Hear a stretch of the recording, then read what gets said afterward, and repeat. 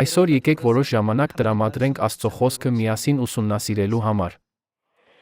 Այսօր Աստծո եկեղեցին պահում է նոր ուխտի շաբաթ օրը ու զատիկը, այսինքն Քրիստոսի բոլոր օրենքները, որոնք Աստծո սուրբ պատվիրաններն են։ Միայն նրանք, ովքեր պահում են Աստծո պատվիրանները, նախատեսված են ճանաչել Աստծուն։ Եկեք նայենք Հովհաննես 2-րդ գլխին։ 2-րդ գլուխ, 3-րդ համար։ Եվ սրանով գիտենք, որ ճանաչեցինք։ Գիտեք, թե ով նրան, եթե նրա պատվիրանները պահենք։ Նրանց համար, ովքեր պահում են Աստծո պատվիրանները, Աստված ստեղծել է ճշմարտության բոլոր ուղիները, որպեսզի նրանք ճանաչեն Իրեն։ Եկեք կրկին նայենք 2-րդ գլխի 3-րդ համարին։ Եվ սրանով գիտենք, որ ճանաչեցինք նրան, եթե նրա պատվիրանները պահենք, նշանակում է Աստծո պատվիրաններ։ Ով ասում է, նրան ճանաչեցի, բայց նրա պատվիրանները չի պահում, ստախոս է, նրա մեջ ճշմարտություն։ Նրա մեջ է, թե ոչ, չկա։ Դա նշանակում է, որ նրանց մեջ ճշմարտություն չկա։ Եկեք նայենք 5-րդ համարին։ Բայց ով նրա խոսքը պահում է, Աստծո սերը նրա մեջ իրավի կատարյալ է, դրանով իմանում ենք, որ նրա մեջ ենք։ Ով ասում է, նրա մեջ եմ ապրում, պետք է ինքն էլ այնպես ընթանա, ինչպես որ նա ընթացավ։ Արդյոք Հիսուսը պահել է մարդու պատվիրանները, կամ նա պահել է Աստծո պատվիրանները։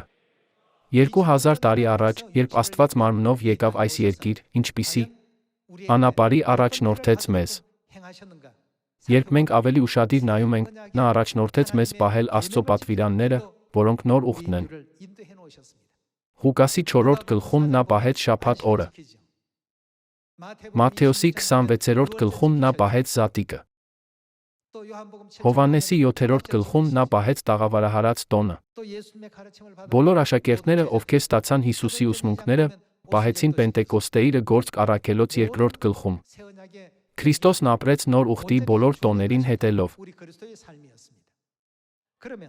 Այն նկարագրված է Հովհաննես 2-րդ գլխի 3-րդ համարում։ Եվ սրանով գիտենք, որ ճանաչեցինք նրան, եթե նրա պատվիրանները պահենք։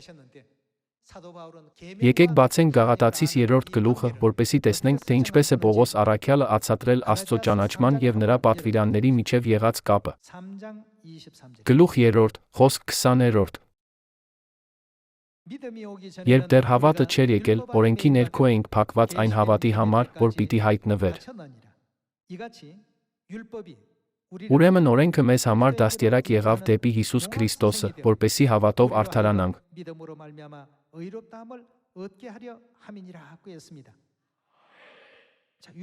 Ո՞ւմ են օրենքները մեզ անպայման տանում։ Այլ կերպ ասած, նրանք մեր ուղեցույցն են, որոնք մեզ առաջնորդում են ճանաչելու Աստծուն։ Չէ։ Սա այն պատճառը, որ Աստված մեզ տվեց իր պատվիրանները, որպեսզի մենք կարողանանք ճանաչել Աստծուն։